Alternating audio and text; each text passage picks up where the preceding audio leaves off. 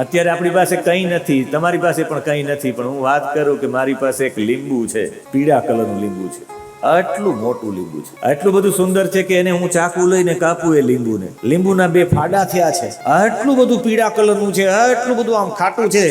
એને હું આમ ઉપર લઈ અને આમ સેજ દબાવું અને એમાંથી 2 બુંદો પડે મારી જીભ ઉપર. આમ ખાટા ખાટા લાગે એવું વર્ણન કરું, તમારા મુખમાં પાણી આવી જાય ને તમને ખાટો ખાટો અનુભવ પણ થાય. જેમ રસગુલ્લાની વાત કરો, ગુલાબજાંબુની વાત કરો, બધી હવે બોલમાં મોઢામાં પાણી આવે એમ ખાલી વાતથી પાણી આવે ને, એમ જ એ મનોમય શરીર જે તૈયાર કરવામાં આવે એને માનસિક તૃપ્તિ આપવામાં આવે. અમુક લોકોને તમે જોવ તો એ તૃપ્ત થઈ જાવ, તમારે જમવું ન પડે, જોવાથી તૃપ્તિ મળી જાય. તમે IPL ની મેચ જોતા હોય ત્યારે ભૂખ કેમ નથી લાગતી? તમે ખોરાક અહીંયાથી લ્યો છો. તમે કથા સાંભળતા હોય ત્યારે તમને ભૂખ કેમ નથી? તમે ખોરાક અહીંયાથી લ્યો છો. તમને સારા વિચારો પ્રાપ્ત થતા હોય ત્યારે તમે ખોરાક અહીંયાથી લ્યો છો. એટલે લોકો જેલમાં થાકી જાય, એને વિચારો જ ક્યાંયથી ન મળે. ખોરાક અનેક જગ્યાએથી લઈ શકાય. રસોઈ બનાવવા વાળો બહુ જમી ન શકે, ખોરાક અહીંયાથી લે છે. આહાર લેવાના સ્થાનો છે.